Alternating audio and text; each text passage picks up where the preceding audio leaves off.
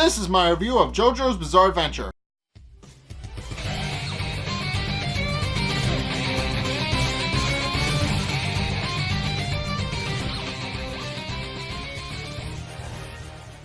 Okay, so starting off, Abdul quickly realizes that the stand is based on sound and tries to fake it being footsteps so that he can actually sneak attack Geb with his own stand.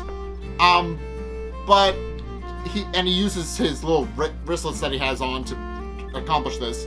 But Nadula quickly figures this out and does a backtrack to attack Abdul before he can retaliate, which puts Abdul out of commission. So Abdul and Kakyoin are already down for the count, and is about to finish him off when Jotaro suddenly does a mad sprint in a random direction, and Geb chases after him because Nadul senses that something is about to happen and also knows exactly where Jotaro is, so she follows that Jotaro using his stand. However, what's actually winds up happening is that Jotaro actually picks up Iggy and forces him to hell by threatening to kill him if he doesn't behave.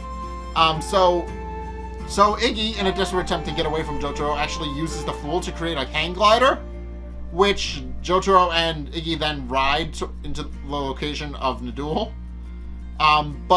But then it starts to lose altitude, and Jotaro is forced to kick off to give the Fool more altitude. But in the process, reveals exactly where he is, and then the Geb starts chasing after them, and eventually realizes that Geb is spraying up sand, which enables Nadul to accurately predict where the Fool is.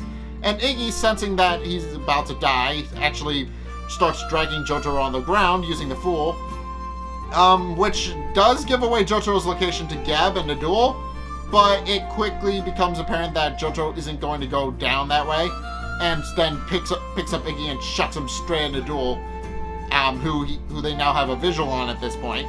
And Nadul, while he's distracted with Iggy, actually drops his cane and is unable to get a read on where Jotaro actually is.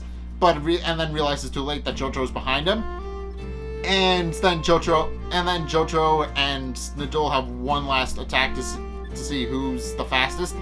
And Jotaro wins barely. He gets his hat knocked off by Geb, but he does manage to take down Nadul before he can actually do any real damage. And Nadul winds up passed out on the floor, bleeding from his mouth, but still okay. However, Nadul, quickly realizing that they might interrogate him, kills himself with his own stand, but not before revealing that the main reason he killed himself was that he actually feared that Dio would reject him if he came back and was defeated, and didn't want to be cast aside and killed by Dio, so he did it by his own hands, since Dio was the first person who actually told him that he wasn't worthless. So, yeah, he quickly establishes that, and also establishes that his stand is actually based on a precursor to the tarot cards, the nine gods of Egypt. So, which is interesting, but not entirely surprising, considering we knew up to this point that every stand up to this point was based on tarot cards.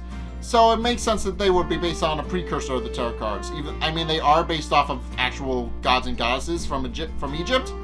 But it's interesting to see that there's actually a bit of a deeper meaning to that, at least in terms of lore. I don't know if there's actually a precursor to the tarot cards called the Nine Egyptian Gods or whatever it's called. But yeah, he passes out after revealing what his stand is, and then dies.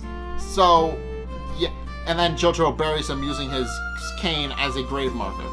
He then turns to Iggy, and explains that he's sorry for what happened and for dragging him into it, and points out that he knows that Iggy isn't entirely happy with joining the Joestar Group as a reluctant ally, pointing out that from his perspective, he really was just dragged into a fight he had no business being in. And case in point, yeah, Iggy does kind of agree with Jotaro, but not entirely. So he decides to not only befriend Jotaro, but get him back for throwing him by, yes, bringing back Jotaro's hat, but also filling it with gum, which Jojo only finds out after putting it on. And then the rest of the group picks them up. But then we're introduced to two new stand users after this. The Joestar Group doesn't actually meet them, but we do meet a little boy who is reading a manga, and the manga author takes interest and decides to look into it in exchange for giving him his binoculars for a little bit. And it's revealed, and the manga in question is called Oingo Boingo Brothers Adventures. But it quickly becomes apparent that the little boy is Boingo from the story, and that he has an other brother named Oingo who we see a little bit later. But it quickly becomes apparent that this kid is in fact a stand user because it explains how he met the Traveler and how the Traveler eventually died after being impaled on a power line.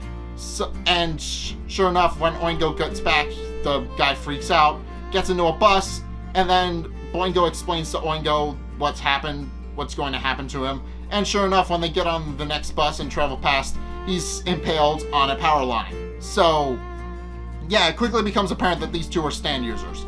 But what their stands actually are never explained, but it's clear that Boingo's is the ability to predict the future, at least to an extent, or at the very least, he's able to control the destiny of people. His stand is able to predict something that's going to happen, and it'll happen accurately. So, yeah, that's going to be a very dangerous stand to fight against. Not because it's powerful offensively. I mean, he's just a little kid. He's not going to be able to put up much of a fight. His brother maybe, but definitely not Boingo.